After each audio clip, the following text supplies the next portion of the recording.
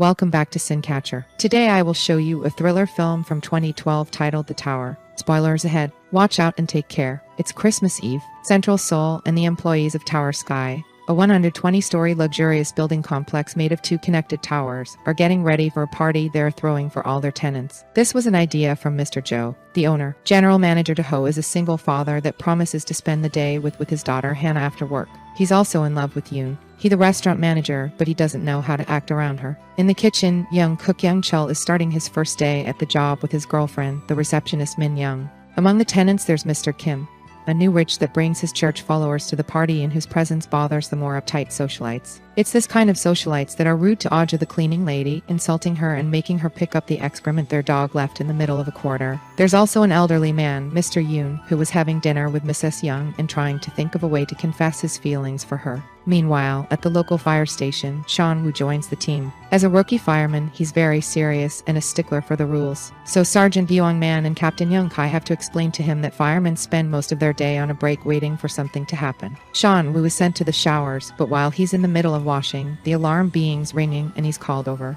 So he runs out of the shower naked. This turns out to be a prank from the team, who have prepared a warm welcome for him and officially give him his first helmet. Captain Young Ki is also happy because this is the first Christmas day he is free, so he'll finally be able to spend it with his wife. Back to the towers. Problems don't take long to happen. Young Chal accidentally leaves a stove on for too long and causes a small fire. Thankfully, they're able to put it off quickly, and Diho discovers the sprinklers aren't working well because there isn't enough water in them. However, safety section head Mr. Cha is more worried about the party, so he tells them they'll look into this issue. After Christmas Day, Ho decides to look into it anyway and discovers the pipes are frozen, so floors 60 to 80 don't have water. He reports this to Mr. Chow, but once again he says it's a problem left for when the party is over. Mr. Jo has a talk with Mr. Cha as well. He doesn't understand why the choppers he hired to throw snow on the buildings have been cancelled. Mr. Cha explains there's strong turbulent wind incoming that won't allow anyone to fly safely. So Mr. Jo makes him call the mayor to ask for special permission to get the choppers. Anyway, Hana arrives at the building to pick up her dad, but Jo has to cancel on her because he needs to work. Not willing to give up, Hana begins fake crying and gets the attention of Yoon-hai, who ends up taking care of her until Dajo is done. The two of them bond as Yoon takes Hana on a tour around the building, occasionally sending updates to Dajo through their phones. Aja is visited by her son, a university student, and she proudly tells him she's asked for 3 months of advance wages to help him with the tuition fees that she'll be paid at the end of the day. Sadly, the son has a night shift, so they can't spend Christmas together. A few hours later, the party is in full swing with fireworks lighting up the sky as the choppers arrive to sprinkle snow over the towers, and Young Chao makes use of such a beautiful moment to ask Min-young to marry to him in the elevator. Suddenly, the predicted turbulent wind begins blowing and the choppers lose control, causing two of them to crash against the towers and start a fire. The firemen are immediately alerted of this and get on their trucks to drive to the towers, getting surprised when Young Ki also comes, even if it's his free night. On the way, he calls his wife to tell her he'll arrive late, but an apology isn't enough for her not to get upset. People in the towers begin panicking and running everywhere in search of an exit. They ignore the warnings about not using the elevators and overfill one anyway, which soon proves to be a mistake. An explosion occurs under the elevator, and now the heat causes everyone inside to fry and their shoes to melt until the elevator itself explodes too, breaking the windows and expelling people on fire through them. Yoon-hai notices the fire light coming from the elevator doors and asks everyone to run as she gets away with Hana,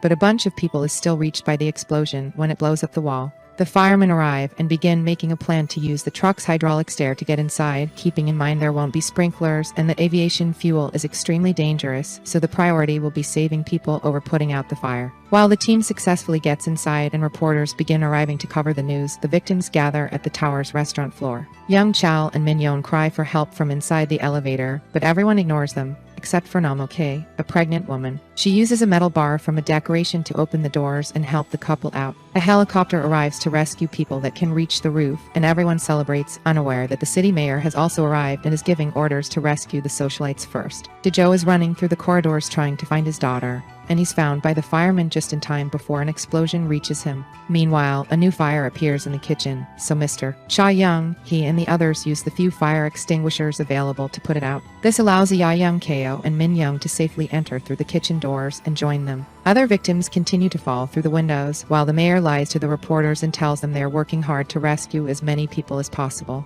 The firemen reach a dead end, so Diho uses his knowledge of the building to tell them which wall to break down to keep going.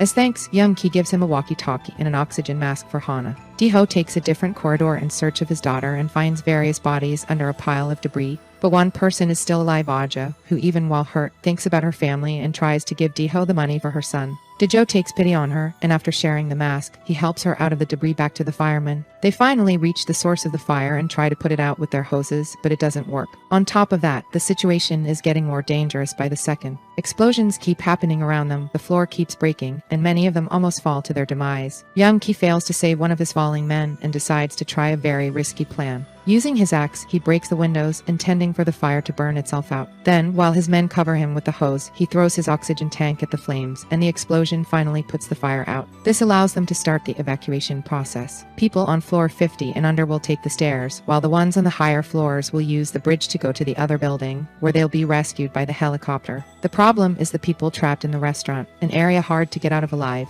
Speaking of these victims, Mr. Cha sends young Ko to get more water for everyone. Young Ko finds vending machine, and while he begins grabbing as many bottles as possible, he's found by Dae-ho and Aja. Meanwhile, Mr. Jo reaches the security room and orders to activate the firewalls. His employees refuse because there are many people left to save still, but Mr. Jo wants to save as much of his building as possible and activates it himself. The firewalls begin coming down to seal the quarters, so young Cho drops the bottles in between him and Dae-ho. They help Aja run and pass under or one of the walls right before it closes the restaurant. After reuniting with Hana, Dae-ho contacts Young Ki through the walkie-talkie and tells him of their location. The firemen begin moving to work on the rescue, but they're contacted by the mayor that tells them to prioritize the socialites. Refusing to ignore people in danger, Young Ki sends Bong Man to get the people in the restaurant while the rest of the team follows the mayor's orders. This ends up being a very frustrating situation. The socialites turn out to be a politician that immediately degrades them for taking so long, and the rude lady that makes them wait until she picks up her dog. The three of them are safe and comfortable in their room. Furious over the mayor's priorities, Young Ki contacts him to insult him and ask him to stay off the walkie-talkies. Young Ki also leaves the rest of his team to lead these people out while he and Cyan will get back into action. At the restaurant, Bung Man is getting an explosive ready to blow up the firewall. But at that moment, the victims notice cracks appearing on the walls and floor, which the explosion would only make worse. Di-ho tries to warn Bong Man, but he can't be heard through the firewall, and soon the entire room begins crumbling. Young Kai is called by one of his men on the ground, telling him not to get in there because it's too dangerous, but he refuses to leave these people behind. The victims in the restaurant run to find safe spots, and that's when Ming Yu notices a gondola hanging outside. The group hurries to jump into it, but misses. Young is too scared. Mr. Yoon comforts her and helps her get into the gondola, but before he can do the same, the explosive finally goes off and kills him. The gondola falls a couple of feet, leaving them near one of the lower floors. Dae-ho gets an idea and makes the group swing the gondola until it breaks the window, allowing everyone to jump back inside except for Mrs. Young, who falls to her death. When the gondola finally breaks, Young Kai and Seon will find a man dying under the debris and grab the gift he wants them to send to his children. Then they inject him with a sedative to help with the pain so he can have a peaceful death day. Ho, Mr. Cha, and Young Cho try to look for a way among the debris to reach the bridge into the other tower, while Bungman finally wakes up and begins wandering around, eventually finding Mr. Kim and his followers praying in the swimming pool.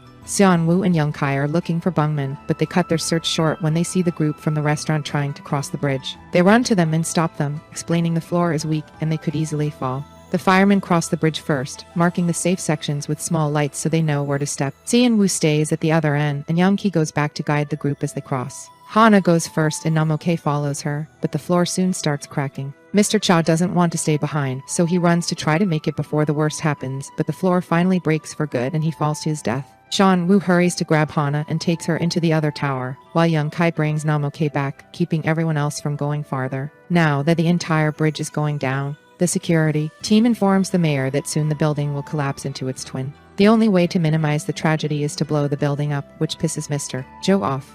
The mayor approves of the plan, ignoring the group of people that still need rescue because the building falling would kill a larger number. The other firemen contact Young Ki to inform him of the situation, but he also receives some useful information. He has 10 minutes to release the water from the tanks. Dae-jo accepts to take the risk and goes with Young Ki to see that the tank since his fingerprint is needed to open the door. The two men make it there in time and let the water loose, which puts out the fire on the emergency stairs and allows Bowman to evacuate Mr. Kim and his followers. The water also reaches Yoon. He and the others who hold onto the railings not to be pushed away by the strong wave. Cyan Woo and Hana make it to the roof of the other tower. And while they prioritize the socialites in the rescue, Cyan Woo is allowed to go too. do, because he has a child. With him, Bungman and Mr. Kim's party come across Yoonhee's group, so they decide to wait all together. Explosions are happening through the manholes on the streets now too. So the mayor orders the bomb squad to start working. Jo and Young-ki return to the group, but the captain still refuses to give up, so they decide to try out the elevator. It's dangerous, but it's their only option, and staying would kill them anyway.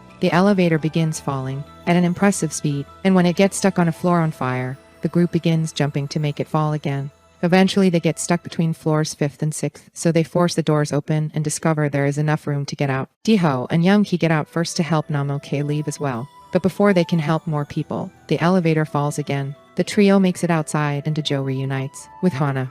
The elevator group is hurt but alive, except for Mr. Kim, who dies from a metal rod piercing him outside. Daho and Young-ki still want to help, so they look at the building blueprints and come up with a plan. If they blow up the water storage tanks, the current could carry the remaining victims through the sewers and out into the river. Yoon-ki, Shan-woo, and a third fireman go back inside finding the group, thanks to Bungman constant calling out for them and banging on the debris. To reach them, though, they must cross the elevator shaft, and when they do, the bomb's remote control falls from Young-kai's pocket. The firemen guide the party to the sewers and leave Bungman looking over them while they go back inside the building to prepare the bomb. Once the explosives are on the tanks, Young-ki sends Seon-woo and his companion away, closing the door between them. As he explains, he must stay behind to denote the bomb manually. After a heartful goodbye from his men, Young-ki calls his wife and leaves a message on her voicemail apologizing for so many failed Christmas and thanking her for so many years of patience. Then he detonates the bomb, instantly dying as the water is released, helping the party of survivors and firemen go through the sewers. Just in time, too, because the tower is blown up. Then it's already morning by the time the group makes it to the river, and there are already ships waiting to rescue them. Daho and Hana reunite with Yoon. He and Ajao gets to see her son again.